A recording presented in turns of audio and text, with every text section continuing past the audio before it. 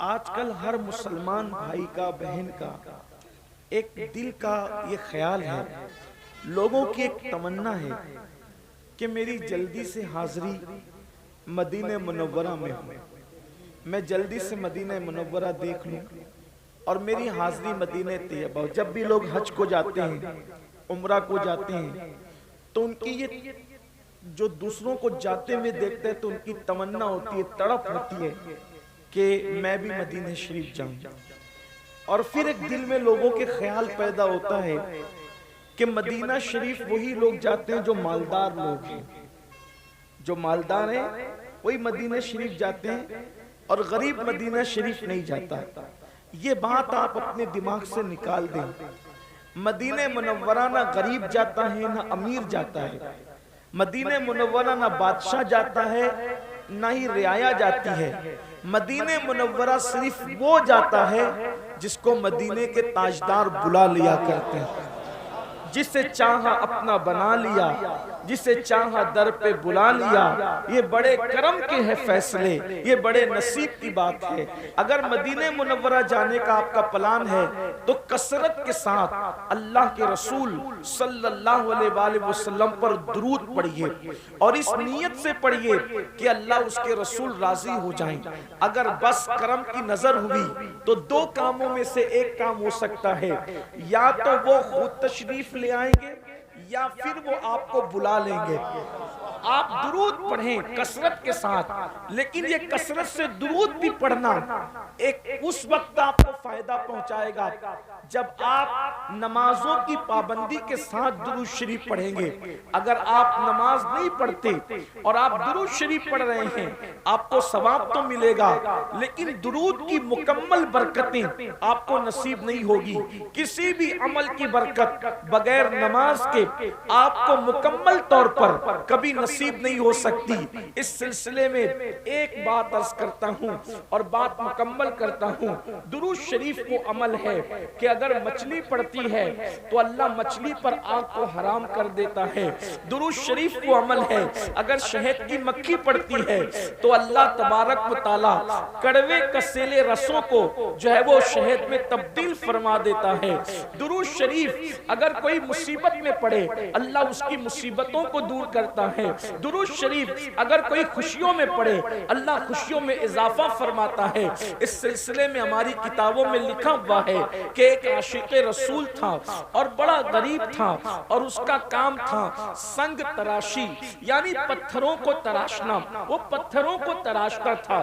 یاد رکھنا ہم حضور سے عشق کی بہت باتیں کرتے ہیں، محبت کی بہت باتیں کرتے ہیں، مجھے سنیوں سے شکایت یہ ہے ہم نے عشق کی باتیں بہت کی لیکن ہم نے رسول اللہ سے ویسا عشق نہیں کیا۔ جیسی ہم نے باتیں کی، جیسے نعرے لگائے، ویسے ہم نے حضور سے عشق نہیں کیا، حضور سے ویسی محبت نہیں کی۔ میرے بھائی جو جس سے عشق کرتا ہے وہ ہر دم اس کا ذکر کرتا ہے، جو جس سے عشق کرتا ہے وہ ہر دم اس کو یاد رکھتا ہے، جو جس سے عشق کرتا ہے وہ اس پر مر مٹنے کا جذبہ رکھتا ہے۔ ارے نادان کبھی پتنگوں سے ہی سیکھ لیا ہوتا۔ ایک پتنگے جب بھی جنگل کے اندر آگ جلتی ہے پتنگے اپنی جان کو نہیں دیکھتے بلکہ وہ آگ پر اپنی جان کو قربان کر کے بتاتے ہیں۔ عشق ایسا ہے جو بچنا نہیں بلکہ جلنا چاہتا ہے، جو جینا نہیں بلکہ مرنا چاہتا ہے۔ اللہ اکبر، ہمارا حال یہ ہے ہم ہیروز کی تصویریں اپنے موبائل کے اسکرین پر بھی رکھیں، ہم گانوں کی ٹون اپنی رنگ ٹون پر لگا کر بھی رکھیں، ہم کپڑے چلنا پھرنا بولنا اسٹائل پوری زندگی کا سارا لائف اسٹائل جو ہے وہ ہیرو کے کرکٹر کے انداز میں کریں اور دعویٰ کریں عشق مصطفیٰ کا، دعویٰ کریں محبت رسول کا۔ نہیں نہیں، یاد رکھنا اگر آپ عاشق بن جائیں گے عاشق تو اللہ اکبر بہت سے ایسے عالم ہوں گے جن کو عشق نصیب نہیں ہے ان سے بھی آپ آگے بڑھ جائیں گے، بہت سے ایسے عبادت گزار ہوں گے جن کے پاس عشق نہیں ہے ان سے بھی آپ آگے بڑھ جائیں گے، بہت سے ایسے حاجی ہوں گے جن کے پاس عشق نہیں ہے ان سے بھی آپ آگے بڑھ جائیں گے، اس لیے کہ عشق وہاں لے جاتا ہے جہاں فرشتوں کے پر بھی تھکتے نظر آتے ہیں۔ اللہ اکبر، عشق وہ چیز ہے۔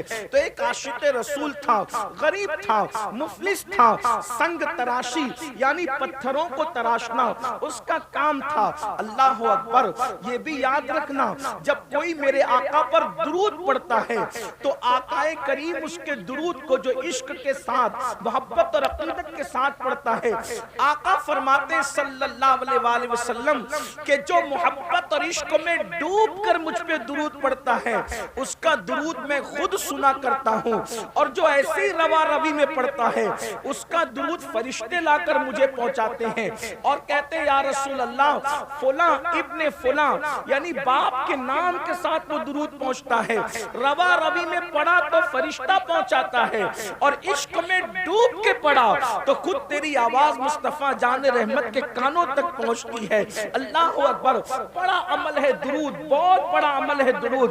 درود کبھی مردود نہیں ہے اور درود پڑھنے والا بھی کبھی مردود نہیں ہے۔ جو کثرت سے درود پڑھتا ہے مرنے کے بعد اس کا کفن بھی میلا نہیں ہوتا، اس کے جسم کو قبر کی مٹی نہیں کھاتی۔ یہ درود بہت بڑی چیز ہے۔ بچے کو درود کی کثرت کروا دو، خود بھی اٹھتے بیٹھتے چلتے پھرتے وضو بے وضو درود شریف پڑھتے رہو۔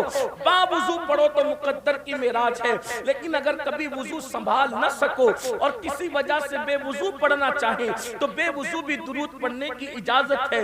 بہنوں سے بھی کہتا ہوں اگر اپنے بچوں کو نیک دیکھنا چاہتی ہو تو جب تم کھانا بنایا کرو تو درود شریف پڑھتے بنایا کرو۔ اگر چاہتی ہو کہ تمہارے شوہر کے دل میں تمہاری محبت پیدا ہو جائے تو درود شریف پڑھتے ہوئے کھانا بنایا کرو۔ اس سے بڑا تعویذ کوئی نہیں ہے، ہر درد کی دوا ہے صلی علی محمد، تعویذ ہر بلا ہے صلی علی محمد۔ اللہ اکبر، تو وہ سنگ تراش تھا، پتھروں کو تراشتا تھا۔ درود شریف کی ایک مقبول کتاب ہے، مقبول ترین کتاب جس کو دلائل الخیرات شریف کہتے ہیں، وہ اس کے 7 باب ہے، اس کے 7 چیپٹر ہیں، اور اس نے اس سنگ تراش نے، اس پتھر تراش نے، پتھروں کو تراشنے والے اس بندے نے پوری دلائل الخیرات شریف کو حفظ کر رکھی تھی، زبانی یاد کر رکھی تھی، اور جب بھی وہ پتھر تراشنے کا کام شروع کرتا تو پہلے دلائل الخیرات کا ایک چیپٹر، ایک سبق، ایک باب وہ پڑھ لیا کرتا، یعنی پہلے درود پڑھتا بعد میں کام کرتا، پہلے درود پڑھتا بعد میں کام کرتا، اور ہر دن اس کی تمنا رہتی کبھی تو بلاوا آئے گا، کبھی تو آقا طلب فرمائیں گے، کبھی تو آقا بلائیں گے۔ نہ کوئی ساز ہے، نہ کوئی سامان ہے، نہ کوئی اسباب ہے، کچھ بھی نہیں ہے، بس ایک عشق کی تڑپ ہے کہ حضور کبھی تو بلائیں گے۔ بنے گا جانے کا پھر بہانہ، کہے گا آ کر کوئی دیوانہ، چلو دیوانو تمہیں مدینے، مدینے والے بلا رہے ہیں۔ اللہ اکبر، جب تڑپ سچی ہوتی ہے تو پھر کرم ہوتا ہے۔ ایک رات اس کو میرے آقا کی یاد آئی اور روتے روتے وہ سو گیا۔ جب سویا تو اس کی آنکھ جب بند ہوئی، دل کی آنکھیں بیدار ہوئی، اس نے کیا دیکھا؟ مقدر بیدار ہوا، وقت بیدار ہوا، اور اس نے کیا دیکھا کہ گنبد خضرا ہے، نورانی تخت بچھا ہے، سنہری جالیاں ہیں، اور اس تخت کے اوپر آمینہ کے لال، عبداللہ کے لخت جگر، خسرو خوباں، معصوم آمنہ، سید العالمین، قائد المرسلین، دانائے سبل، مولائے کل، ختم الرسل، صاحب قرآن، طٰہٰ و یاسین، مزمل و مدثر، غیب دا نبی، عالم ما کانا و ما یکون، امام المرسلین، خاتم النبیین، سید العالمین، شفیع المذنبین، یعنی ہم سب کے آقا و مولا محمد الرسول اللہ، ارواحنا فدا صلی اللہ علیہ وآلہ وسلم ایک تخت پر جلوگر ہے، اور تخت پر بیٹھے بیٹھے اللہ کے رسول فرماتے ہیں